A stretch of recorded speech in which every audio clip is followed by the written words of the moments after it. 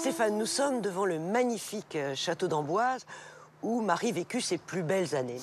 Elle est la fille de Jacques V, roi d'Écosse, et de Marie de Guise, qui est française. Alors, pourquoi Jacques V a-t-il choisi d'épouser en secondes noces Marie de Guise? 1, parce qu'elle a l'air d'être en bonne santé. Oui.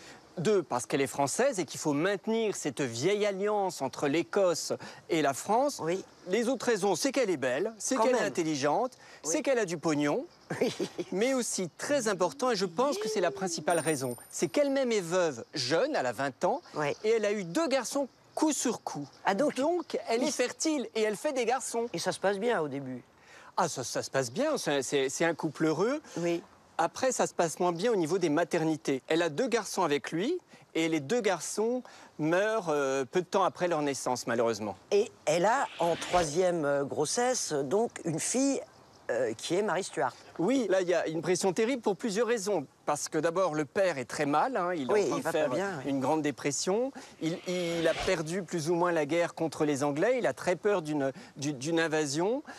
Donc on espère vraiment cette naissance et on espère évidemment que ce soit un garçon. Et manque de bol, c'est une fille, il est tellement déçu qu'il se suicide. C'est un truc de fou, ça. Oui, c'est une fille après une grossesse difficile. Elle naît prématurée, mais en fait parce qu'elle est très très grosse, donc on craint pour la vie de la mère, on craint pour la vie de l'enfant. Mais alors lui, il s'est même pas déplacé pour la voir. Il est dans un château un peu plus loin. Il est alité. Ouais. Il est complètement déprimé parce que bon, il avait attaqué le roi d'Angleterre après que celui-ci l'ait attaqué. Tout le monde l'avait laissé tomber, donc il a plein de raisons d'être déprimé. Mais donc il se flingue quand même. Alors en fait on dit qu'il se flingue, mais attention, il est catholique. Il ne prendrait pas le risque de se tuer et d'aller en enfer. Ce qui est certain, c'est qu'il s'est laissé mourir. C'est-à-dire qu'il ne mangeait plus, il ne buvait plus, il perdait du poids et il a sans doute fait une crise cardiaque. Et une fois que le roi est mort, évidemment, Marie est reine d'Écosse. Elle a 9 jours. Évidemment, elle ne va pas régner. Sa mère s'occupe d'elle. Et on nomme un régent, le comte d'Aran, qui sera d'ailleurs beaucoup critiqué, mais qui va effectivement gouverner l'Écosse à la place de Marie, à la place aussi de sa mère qui s'occupera de Marie tant qu'elle sera en Écosse. Cette petite fille qui, au départ, est destinée au fils d'Henri VIII, qui s'appelle Édouard, afin d'allier évidemment l'Écosse à l'Angleterre. Mais Marie de Guise refuse. Oui, il est destiné, mais que dans la tête d'Henri VIII. Pourquoi il veut faire ça? Pourquoi il veut marier son garçon avec Marie Stuart?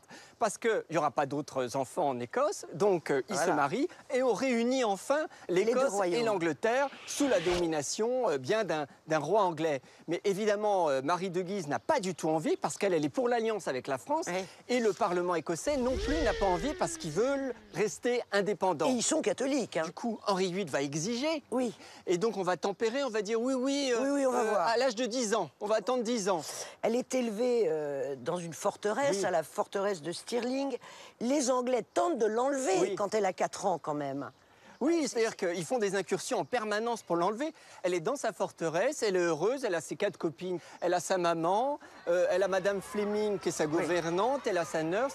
Elle s'amuse bien, sauf qu'elle est enfermée. Là-dessus, le Parlement écossais vote son mariage avec le futur François II, qui est le fils de Henri II et de Catherine de Médicis. Et elle part pour la France à 5 ans, sans sa mère. Et surtout, elle est élevée avec tous les enfants royaux. C'est la belle vie, parce qu'on s'amuse, on est entre mômes. Le château d'Amboise, ça sera la plus belle période de sa vie. Elle le dit, elle a un très bel enseignement. Henri II l'adore. Oui. L'adore, elle a trouvé un père de substitution. Il dit même, je n'ai jamais vu une enfant aussi ravissante. Elle a plein de professeurs. C'est que des gens très connus, genre Ronsard ou Brantôme. C'est un peu comme si elle avait Kamel Wally pour lui apprendre la danse, Stromae pour lui apprendre à écrire. Elle n'a que les meilleurs. Alors donc, elle est d'autant plus heureuse que le petit François II, qui est donc son promis, elle l'aime beaucoup et lui aussi. Oui, ils s'entendent à merveille, ils sont complices, ils jouent ensemble. C'est de vrais amis. Malheureusement, très peu de temps après, Henri II meurt. Les 2 ados deviennent rois et reines de France. Un an après leur mariage. Donc ça va très vite, tout ça. Sauf qu'ils sont mal dégrossis. Ah bah oui, c'est des grands adolescents. Alors tout à coup, le sacre a lieu dans la foulée. Alors on sacre pas Marie parce qu'elle est déjà couronnée. Oui. On sacre le petit François II. Ou à Reims, comme d'habitude. Oui. Donc Marie assiste à tout ça. Et après, Marie parade. Elle devient la première grande dame du royaume. Oui. Elle est reine de France, reine d'Écosse et possiblement Reine d'Angleterre. Reine d'Angleterre. C'est la femme la plus puissante d'Europe. Donc, et à son âge, on a de quoi avoir la tête qui tourne. Mais c'est pas eux qui sont aux commandes. Alors oui, Catherine de Médicis essaye d'être aux commandes, mais surtout il y a les Guises qui sont aux commandes, parce que les Guises, il y a un cardinal et un duc très puissants. Ils sont des ultra-catholiques, ils détestent les protestants. C'est vraiment les guerres de religion en France. Ces Guises sont controversés, mais au fond, on se dit que quand François II sera sur le trône, et on aura le roi, la reine. Et là-dessus, manque de bol. Non, mais elle a vraiment pas de bol, Marie.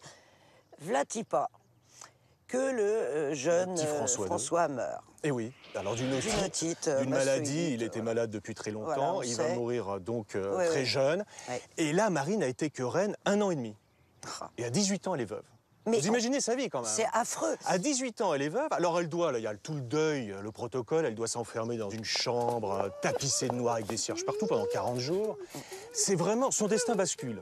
Et puis il y en a une qui reprend du poil de la bête, qui avait été évincée, c'est Catherine de Médicis. Marie se moquait un petit peu de Catherine de Médicis, elle disait que c'était une fille de marchand. Elle est de son homme, Marie. Vrai. Oui. Et puis d'un autre côté, il faut absolument que Marie soit écartée, parce que Catherine de Médicis a une autre politique pour la France. Elle veut un équilibre religieux. Elle veut redonner un peu de pouvoir aux protestants et écarter les Guises. S'il faut écarter les Guises, il faut aussi écarter Marie. Et alors là, retour donc en Écosse, la mort dans l'âme. Oui, alors... De notre petite Marie Stuart. Oui, mais elle est obligée de revenir en Écosse parce que finalement, sa mère va mourir. Donc il faut reprendre la couronne, il faut gouverner ce pays. Et puis, donc, en effet, elle pleure. Elle a l'intuition. Elle monte sur un bateau. Elle pleure sur le bateau pendant toute la traversée. Et puis, il y a une tempête. Enfin, c'est épouvantable. Mais surtout, elle a l'intuition qu'elle ne reverra plus la France, ce qui est vrai. Marie arrive à Édimbourg. Alors, elle n'est pas au mieux de sa forme parce qu'elle n'avait pas envie de partir de France. Maintenant, elle y va un peu à reculons. Elle quitte la France, la plus belle cour d'Europe. Et elle arrive dans un trou perdu, très rural, très pauvre. Édimbourg, quand même. Oui, mais enfin, c'est quand même l'Écosse. C'est le bout du monde en Europe. Alors, elle retrouve quand même son frangin, James Stuart, qui est en fait son demi-frère. C'est le fils de Jacques V, hein, le père de Marie, et donc elle a eu cet enfant avant ses mariages. Voilà. Et donc lui, il a un rôle politique important. C'est lui qui va conseiller sa sœur, mais enfin, il est protestant, hein, alors qu'elle est catholique. Ça complique déjà les choses. Ah oui, ça c'est... Et il est chef de clan, hein, c'est très important. Oui, il est il est l'un des hommes les plus puissants d'Écosse. Ah oui. Et alors, elle reçoit donc un accueil mitigé de la part des Écossais. Certains sont contents. Les catholiques. Les catholiques, mais les protestants la voient arriver quand même d'un mauvais œil parce que les catholiques sont en train de perdre du terrain en Écosse. Alors tout à fait, les protestants font du forcing pour imposer la religion. D'ailleurs, ils ont réussi. Hein. Oui. Donc c'est vraiment la star. On vient la voir, on fait des feux de camp, on fait des sérénades. Bon, c'est très rustique, son arrivée, ça le dira d'ailleurs. En revanche, elle va faire une bourde très rapidement parce qu'elle va avoir l'idée de suivre une messe catholique dans son palais, et les messes sont interdites déjà en Écosse. C'est incroyable. Alors évidemment, ça fait un premier scandale. Quand même, elle est confrontée très vite au système médiéval écossais. On est très loin de la Renaissance. Alors c'est un royaume indépendant, mais c'est un royaume aux mains des différents clans. C'est la Corse. Chacun a son bout de terrain, chacun le défend, puis se marient entre eux, puis ils sont jaloux, ils se font la guerre. Alors elle arrive au milieu de cette espèce de panier de crabes, elle doit le diriger. Elle gère quand même, hein, elle nomme les gens au conseil, mais enfin dans le conseil, on doit prendre telle famille et telle famille pour pas qu'il y ait d'embêtement. Alors c'est pour ça qu'elle se dit, il faut que je me remarie afin d'avoir un roi qui pourra avoir une légitimité sur le trône. Oui, puis il faut qu'elle donne un héritier à l'Écosse. Ah oui, en plus. C'est important. Et elle va trouver un lord anglais de très haute naissance, proche de la cour, Henry Darnley, donc vraiment au lignage. Magnifique, c'est l'Apollon. Ah oui, c'est... Il est beau. Ouais, c'est Ryan Gosling, on va dire. Enfin, l'Apollon, le playboy, c'est le playboy de service. Puis elle tombe follement amoureuse de ce type. La pauvre, parce que c'est une cata, c'est un petit saligo. Oui, il la frappe, c'est épouvantable. Le mariage part en vrille. Elle veut s'en séparer, mais elle est enceinte de lui. Donc, pour préserver les droits de son fils à la couronne... Elle veut pas divorcer. Elle peut pas se séparer de corps, donc elle reste. Mais bon, elle est vraiment très malheureuse tout de suite. Alors, entrée en scène d'un David Rizzio. Alors lui, c'est un Italien qui vient avec un ambassadeur, qui arrive à la cour d'Écosse. Et puis, il chante bien, donc on le met dans la chorale, mais il est très ambitieux. Il se fait remarquer et il monte d'échelon en échelon. Il devient secrétaire particulier, voire Premier ministre. C'est n'importe quoi, un chanteur. C'est comme si Patrick Bruel devenait Premier ministre. Oui, mais c'est une façon de s'intégrer dans la cour. Et après, elle l'a remarqué très vite. Et puis, elle va tomber amoureuse, c'est ce qu'on dit. Alors voilà, elle tombe amoureuse. de Rizzio. Est-ce qu'elle est sa maîtresse? On le suppose. Évidemment, il n'y a aucune preuve, mais tous les courtisans le disent, les chroniqueurs le disent aussi, donc on peut supposer qu'il y a eu quelque chose. C'est Desperate Housewives, elle est toute seule. Elle est très malheureuse en amour, donc elle va trouver ce petit Italien à son goût. Et alors, le petit Italien qui est à son goût n'est pas du goût de son mari, qui le fait assassiner. Alors là, c'est épouvantable. Non, mais- Et en plus, ça se fait dans l'antichambre, dans les appartements privés de la reine, pour faire croire au peuple qu'elle couchait avec lui pendant qu'ils sont arrivés. Alors en fait, c'est un repas, le soir, il y a Rizzo, il y a tous les familiers de la reine autour de Marie, et puis tout à coup, voilà le mari furieux qui débarque avec des sbires autour de lui, et on veut tuer Rizzo. Alors lui, il voit très bien ce qui va arriver. Madonna, Madonna, protégez-moi! Il se met derrière Marie, il y a un gendarme Il est malade en qui plus. arrive et qui donne un coup au-dessus de l'épaule de Marie qui est enceinte. Donc ça se passe quand même, c'est vraiment très grave. ce qui Elle se aurait passe. pu mourir. Exactement. Et c'est son mari qui a fait ça. Absolument. Et donc là, Rizzio tombe, on lui donne 50 coups d'épée, c'est un massacre, et elle est terrorisée. Elle accouche après ça d'un fils qui sera le futur Jacques VI d'Écosse et qui, ironie du sort, deviendra roi d'Angleterre. Non, on est chez les fous, sous le nom de Jacques Ier. Alors, après l'assassinat de Rizzio, elle tombe amoureuse encore d'un autre gars. Eh ben qui oui, s'appelle Boswell, celui-là. Oui, alors parce qu'elle a peur. Donc il lui faut un garde du corps. Elle va le chercher. C'est vraiment un homme d'armes, lui, chef des armées, écossais, protestant. Beau, un peu loup solitaire, mais très ambitieux. C'est un peu Daniel Craig dans James Bond. Hein. Il va vraiment la protéger, mais surtout, il va avoir l'idée de tuer Lord Darnley pour devenir roi d'Écosse. Boswell, il fait assassiner le roi. Ben oui, c'est-à-dire que le couple, Marie et Lord Darnley vont se retrouver. On va loger Lord Darnley dans un manoir à côté d'Édimbourg. Et là, Lord Boswell va mettre des bombes partout dans ce manoir. Et au milieu de la nuit, tout pète. Les habitants disent qu'il y a eu 30 coups de canon. Et on retrouve Lord Boswell, non pas complètement explosé, mais dans la cour. Oui, on pense que les sbires Non, mais de Boswell l'ont étranglé. Ouais. C'est pas les bombes qui l'ont étranglé. Non, il a dû s'échapper en voyant des gens mettre des bombes, et là, les autres l'attendaient et l'ont pris dans le jardin, l'ont tué. Est-ce que Marie est complice de Boswell? Elle dit que non, elle, évidemment. dit que Elle non. nie, mais c'est normal, c'est la reine. Et surtout, elle verse pas beaucoup de larmes. Il est enterré à la va-vite, c'est le normal. roi. Oui, mais il aurait pu y avoir vraiment un grand enterrement royal. Ouais, Pas bah du non. tout. Non, Donc il tout le méritait peuple pas. pense qu'elle est coupable. Mais alors là, elle épouse Boswell, Bah oui. l'assassin de son mari. C'est ça. 3 mois après l'assassinat, Pas possible. elle convole avec Lord Boswell. Et alors les barons sont furieux, ne viennent même pas au mariage. Les protestants écossais sont épouvantés par cette histoire, même les catholiques d'ailleurs. Mais enfin, elle l'a dans la peau, ce Boswell. Hein. C'est vraiment une passion. Et alors là, soulèvement populaire, le Boswell, il se fait la malle. Il l'abandonne sur le terrain de bataille. Et là, Et elle est prisonnière des barons écossais. Alors elle est enfermée et on va lui demander D'abdiquer. Donc abdiquer, renoncer au pouvoir pour son fils. Et si tu le fais pas, on lui dit on te coupe la gorge. Donc elle le fait, mais jamais elle acceptera cette abdication. Jean-Marc, nous sommes dans la forteresse de Lochleven. Marie est bouclée et elle n'est pas contente. Elle n'est pas contente, mais elle va vite s'évader. Elle va rester 1 an. Mais surtout, elle va faire tourner la tête de tous ses geôliers. C'est-à-dire, il va y avoir le frère du châtelain qui va tomber amoureux.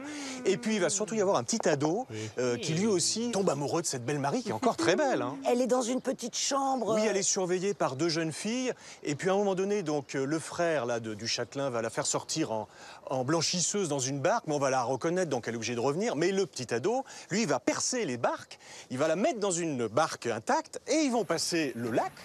Et là, elle va retrouver ses partisans et c'est fini, elle part, elle s'enfuit de ce château. Oui. Alors, elle a envie de rester quand même sur cette île, elle a des droits en Écosse, elle a aussi des droits en Angleterre, et alors, elle se jette dans la gueule du loup. Elle veut l'Angleterre, mais à sa décharge, la cousine Élisabeth, reine d'Angleterre, dans ses courriers, elle n'était pas malveillante. Elle s'est même offusquée de voir sa cousine Marie enfermée à Lochleven. Oui. Donc Marie pense qu'elle a la bonne, Élisabeth. Donc elle file là-bas. C'était des lettres en fait diplomatiques. Et Élisabeth n'en revient pas de voir sa cousine, sa pire ennemie, se jeter comme ça chez elle, sans combattre.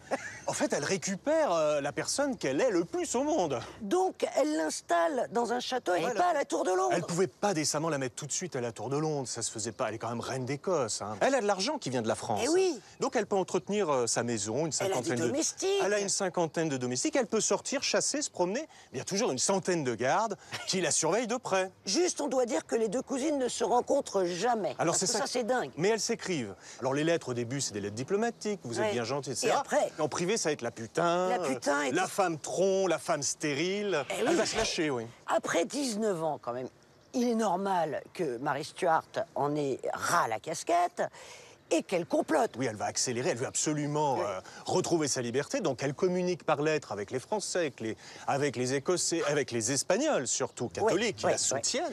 Et puis, elle va avoir, avec le duc de Norfolk, qui est anglais, vraiment un gros complot pour qu'elle épouse le duc, qu'on tue la reine Elisabeth et puis qu'ils deviennent tous les deux souverains. Alors, ça va être évidemment éventé, mais là, elle prend peur, Elisabeth. Elle se dit, Marie veut vraiment le pouvoir. Elle veut me tuer. Et oui, donc c'est pour ça aussi que les conditions peuvent se durcir à un moment donné, parce qu'elle est la mauvaise. Alors, Elisabeth, qui répugne à faire couler du sang royal, va finalement être un peu obligée, parce que là, une cabale va se monter contre Marie avec des lettres codées. Et là, il faut bien expliquer parce que c'est compliqué. Marie reçoit des lettres codées, et ces lettres codées avec ses partisans, mais cette machination a été montée par des agents doubles. Et les partisans n'en savent rien. Donc ils communiquent, et à travers un tonneau de bière. Un tonneau de bière. Voilà, donc ça passe par un tonneau, les serviteurs sont dans la combine. Et les Anglais le savent. Et ils surveillent cette espèce d'échange. Et à un moment donné, les partisans vont amener un vrai complot en disant « Écoutez, on va venir vous délivrer, on va tuer la reine, et vous allez devenir reine d'Angleterre. » Ils disent ça à Marie. Ce qu'on appelle la lettre sanglante. Alors, la lettre sanglante, c'est la réponse que va faire Marie en lettre codée en disant « J'accepte le complot, il faut venir me chercher comme ci, comme ça sur 4 pages. » Atroce. Et alors là, cette lettre sanglante est décryptée par les agents anglais et amenée sur un plateau d'argent à la reine Elisabeth d'Angleterre. Et Elisabeth, devant le fait accompli, ne peut plus reculer. Il faut qu'elle ouvre un procès pour complot. Alors là, procès. Elisabeth ne va jamais se montrer à ce procès. Donc, on juge une reine. On juge une reine. Tribunal spécial. Jusqu'au dernier moment, Marie nie. Elle dit que c'est pas vrai, elle a jamais... Eh ben, elle peut pas, elle est reine d'Écosse, c'est un procès anglais, alors qu'elle est écossaise déjà. Et en plus, elle veut pas s'abaisser devant sa cousine qu'elle déteste, elle ne veut pas mettre un genou à terre. Donc elle nie tout, absolument tout, ce qui est un peu stupide, mais il faut la comprendre aussi. Oui, Elisabeth hésite, et puis après elle signe la lettre pour mettre à mort sa cousine.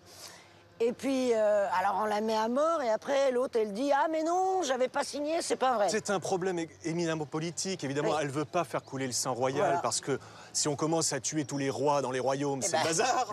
Donc elle va dire « Oui, mais c'est le ministre qui a fait ça, j'étais pas au courant, on a mal compris ma pensée ». Et d'un autre côté, Marie, elle, prend une attitude complètement différente. Elle meurt en martyr, c'est-à-dire qu'elle veut mourir pour sa foi catholique face aux protestants, et pas du tout pour ce complot.